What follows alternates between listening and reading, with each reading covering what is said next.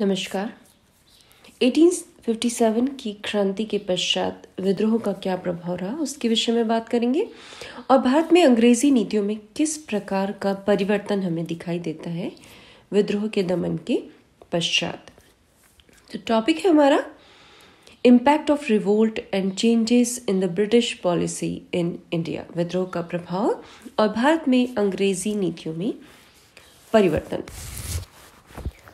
हालांकि सन 57 का विद्रोह का दमन कर दिया गया, लेकिन इसने भारत में अंग्रेजी साम्राज्य को पूरी तरह से हिला दिया। भारत पर नियंत्रण की विधियों में अब कुछ परिवर्तन किया अंग्रेज़ों ने।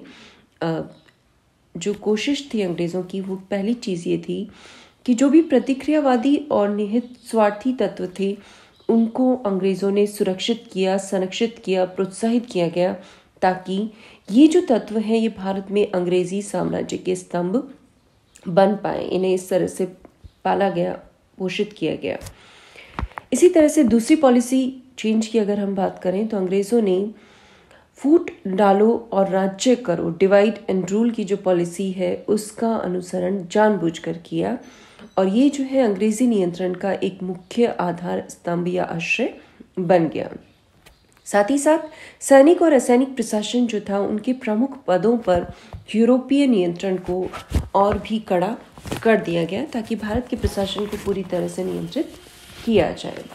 तो ये उनके नीतिगत आधार पर अंग्रेज़ों ने कुछ प्रमुख तत्वों को प्रोत्साहित किया और अपने साम्राज्य की नीति के तौर पर स्थापित करने की कोशिश की। सबसे महत्वपूर्ण प्रभाव जो हमें सीधे तौर पर दिखाई देता है, स्पष्ट तौर पर दिखाई देता है, वो ये कि कंपनी के शासन का अंत कर दिया गया और ब्रिटिश सम्राट को सत्ता का हस्तांतरण कर दिया गया। 1858 में एक अधिनियम पारित किया गया, भारत सरकार अधिनियम। इस अधिनियम के द्वारा भारतीय प्रशासन का नियंत्रण कंपनी से छीनकर ब्रिटिश क्राउन को दे दिया गया, ब्रिटिश राजमुकुट को सौंप दिया गया। इसके बारे में कनिंघम कहते हैं कि ये परिवर्तन औपचारिक था, वास्तविक नहीं, क्योंकि वास्तविक स्थिति वही रही जो युद्ध से पूर्व थी। अर्थात भारत में वही गवर्नर जनरल थे, वही पहले जैसा सैनिक और असैनिक प्रशासन चलता रहा। ब्रिटिश संसद ने 2 अगस्त 1858 को इस तरह का अधिनियम पारित किया गया, जिसके माध्यम से कंपनी शासन का पूरी तरह से अंत कर दिया गया। विद्रोह का सबसे प्रमुख और प्रत्यक्ष प्रभाव यही है कि कंपनी के शासन की समाप्ति हो गई। एक और प्रभाव ये है कि पिट्स इंडिया एक्ट के द्वारा कंपनी की सरकार पर नियंत्रण रखने के लिए बोर्ड ऑफ कंट्रोल और बोर्ड ऑफ डायरेक्टर्स की स्थापना की गई थी।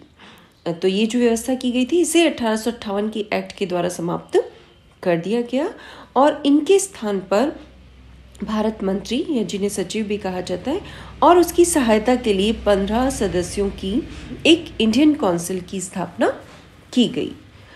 इसके जो मेंबर्स थे उनमें से 8 सरकार के द्वारा मनोनीत होते थे और शेष जो 7 थे वो कोर्ट ऑफ डायरेक्टर्स के द्वारा चुने जाते थे।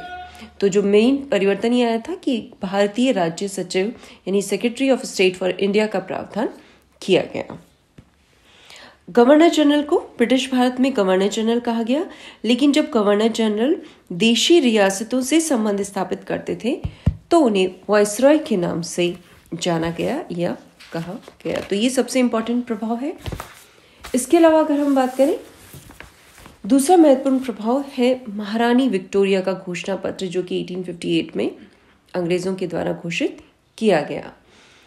इस घोषणा पत्र के अनुसार जो क्षेत्रों की सीमा विस्तार की नीति थी, एक्सटेंशन ऑफ टेरिटोरियल पोजेशंस, वो जो नीति थी अंग्रेजों की, वो समाप्त कर दी गई और स्थानीय राजाओं के अधिकार, गौरव और सम्मान का अंग्रेजों ने अपने समान ही संरक्षण करने का, या महारानी ने अपने समान ही संरक्षण करने का विश्वास दिलाया। तो ये घोषणा पत्र जारी किया गया, जिसके माध्यम से भविष्य में अंग्रेजों ने राज्य विस्तार की नीति त्याग दी। साथ ही साथ देशी नरेशों और नवाबों के साथ जो समझौते हुए थे उनका ब्रिटिश गवर्नमेंट सम्मान करेगी और उनके अधिकारों की सुरक्षा भी करेगी। ये निश्चित किया गया कि बिना जाति या धर्म संबंधी पक्षपात के विभिन्न पदों पर नियुक्ति की जाएगी और योग्यता, विद्या और ईमानदारी के आधार पर पदों पर नियुक्ति की जाएगी। इसी क्रम में 1861 में भारतीय जानपद सेवा अधिनियम पारित किया गया, जिसमें निश्चित किया गया कि लंदन में एक प्रतियोगी परीक्षा का आयोजन किया जाएगा, जिसके माध्यम से जो प्रशासनिक सेवा में अधिकारियों की भर्ती की जाएगी। साथ ही साथ अंग्रेजों ने यह भी कहा कि अंग्रेजी प्रजा की हत्या के दोषियों को छोड़कर शेष सभी को अंग्रेजों के द्वारा क्षमा कर दिया गया। तो ये महारानी विक्टोरिया की घोषणा पत्र के कुछ प्रमुख तत्व थे, जिनके माध्यम से अंग्रेजों ने सामंतवादी और प्रतिक्रियावादी तत्व जो थे उनको आश्रय प्रदान किया और एक तरह से उन्हें साम्राज्यवाद का विशेष कृपा पात्र घोषित कर दिया गया।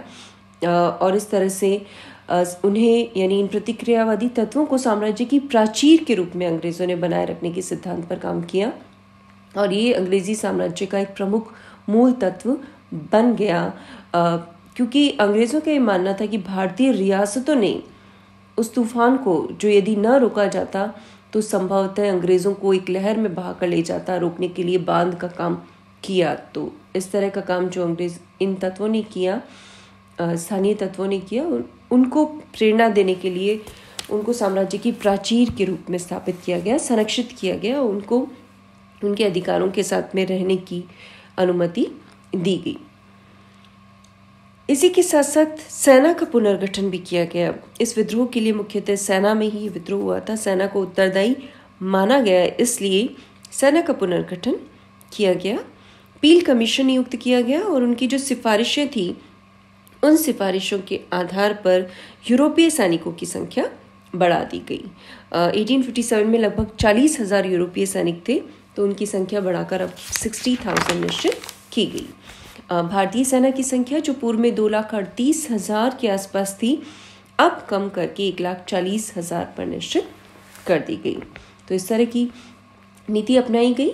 ये निश्चित किया गया कि बंगाल प्रेसिडेंसी में यूरोपीय और भारतीय सैनिकों का अनुपात 1:2 होना चाहिए और मद्रास और बम्बई की जो प्रेसिडेंसी है उनमें इनका अनुपात 1:3 होना चाहिए, यानी 1 यूरोपीय सैनिक है तो 3 भारतीय सैनिक होनी चाहिए। तो इस तरह का सिद्धांत अंग्रेजों ने सेना में भी लागू किया।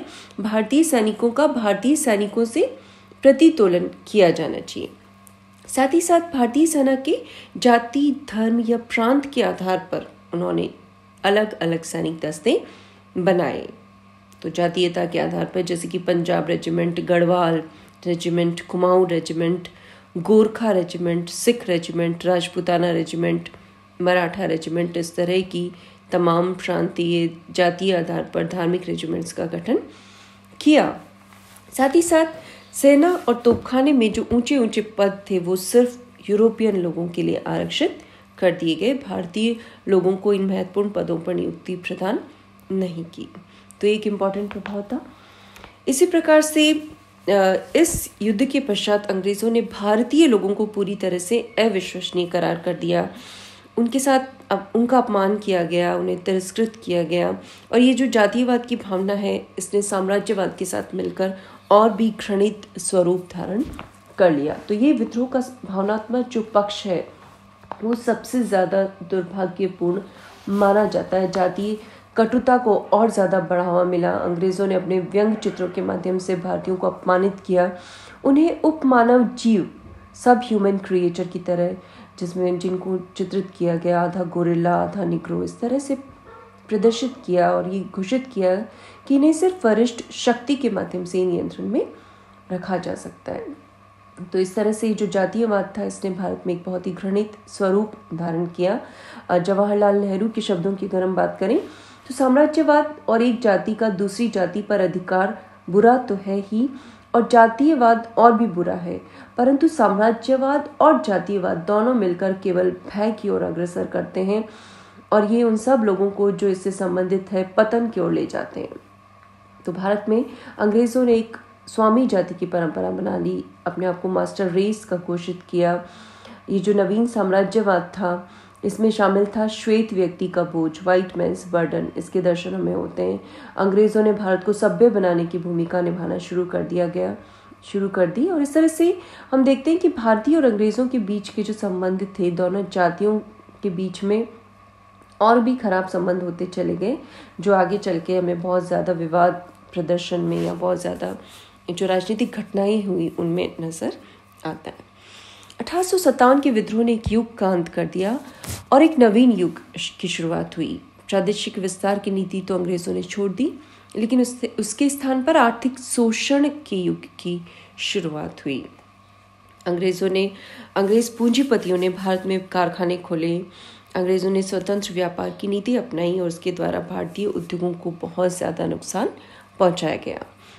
साथ ही साथ भारतीयों के सामाजिक और धार्मिक जीवन में अब अंग्रेज़ों ने हस्तक्षेप की नीति अपनाई। लॉर्ड डलहौजी ने सामाजिक सुधार की जो नीति अपनाई थी, बहुत ज़्यादा कानूनों का निर्माण किया था, तो अंग्रेज़ों को लगा ये भी एक 1857 की क्रांति का एक कारण था। इसलिए 1857 की क्रांति के पश्चात ब्रिटिश सरकार ने भारतीयों के सामाजिक और धार्मिक जीवन में हस्तक्षेप न करने की नीति अपनाई। साथ ही साथ ये भी अनुभव किया गया कि विद्रोह का एक प्रमुख कारण ये था कि शासित और शासकों के बीच में कोई भी संपर्क सूत्र नहीं थे।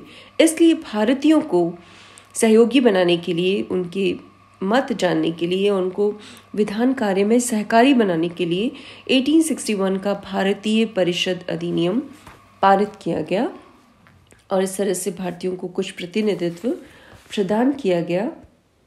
विधान कार्य में सहकारी बनाने की कोशिश की गई और आगे चलकर इस तरह से बहुत सारे अधिनियम पारित किए गए।